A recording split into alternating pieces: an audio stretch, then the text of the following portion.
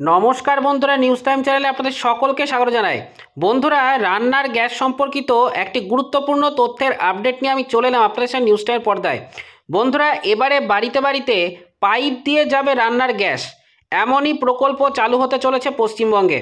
তো বন্ধুরা, পশ্চিমবঙ্গের কোথায় কোথায় এই প্রকল্প শুরু হতে চলেছে, কবে থেকে এই প্রকল্প শুরু হবে, কারা কারা এই প্রকল্পে সুবিধা পাবেন, এর জন্য আপনাদেরকে কী কী গুরুত্বপূর্ণ ডকুমেন্টসের প্রয়োজন হবে ইত্যাদি বিভিন্ন বিষয় নিয়ে বিস্তারিত তথ্যটি আমরা আজকের এই ভিডিওটিতে জেনে নেব।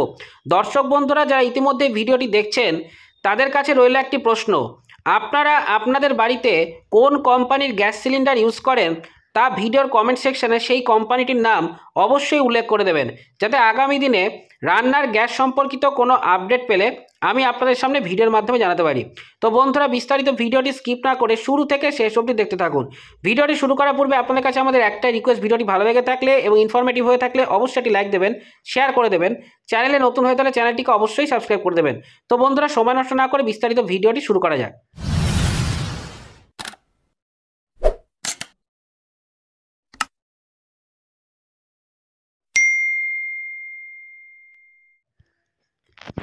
দক্ষিণবঙ্গের মতন উত্তরবঙ্গবাসীদের জন্য দুর্দান্ত সুখবর। এবার আর সিলিন্ডারের ঝামেলা নয়, ঘরে ঘরে পাইপলাইনের মাধ্যমে প্রাকৃতিক গ্যাস পৌঁছে দেওয়া হবে।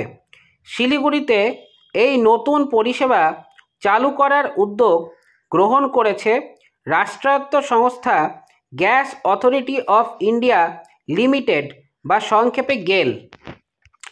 ৪৭ কিলোমিটার দূরে পাইলট প্রকল্প শুরু।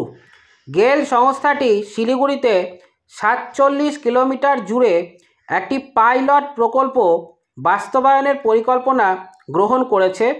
এই প্রকল্পের মাধ্যমে বাণিজ্যিক এবং গৃহস্থ উভয় ক্ষেত্রেই প্রাকৃতিক গ্যাস সরবরাহ করা হবে। শিলিগুড়ি পৌর কর্পোরেশনের মেয়র গৌতম দেব এবং পৌর কমিশনারের সঙ্গে গেইলের কর্মকর্তাদের বৈঠকে এই সিদ্ধান্ত গ্রহণ করা হয়। মেয়রের আশ্বাস, মেয়র গৌতম দেব এই প্রকল্পের নীতিগত অনুমোদন দিয়েছেন।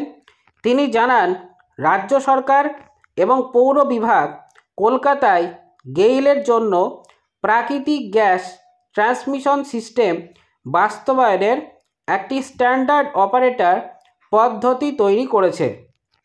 শিলিগুড়িতে তারাও একই পদ্ধতি অনুসরণ করবে।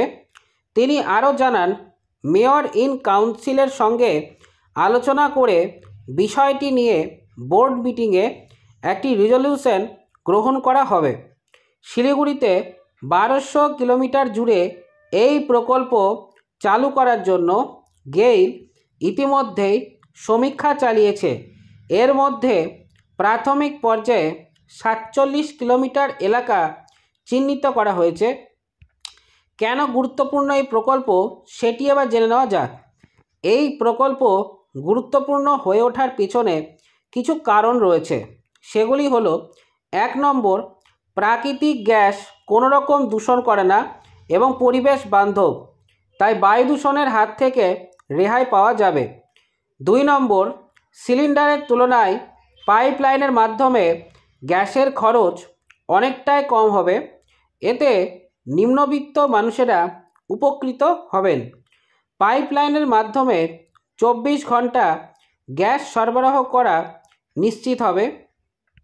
কবে থেকে শুরু হবে এই প্রকল্প সেটি এবার জেনে নেওয়া যাক। এই প্রকল্পের কাজ খুব দ্রুতই শুরু হবে বলে জানিয়েছেন মেয়র। প্রাথমিক পর্যায়ে নির্ধারিত এলাকাগুলিতে মাইক্রো পাইপলাইন স্থাপন করে গৃহস্থ এবং বাণিজ্যিক কাজে গ্যাস সরবরাহ করা শুরু হবে।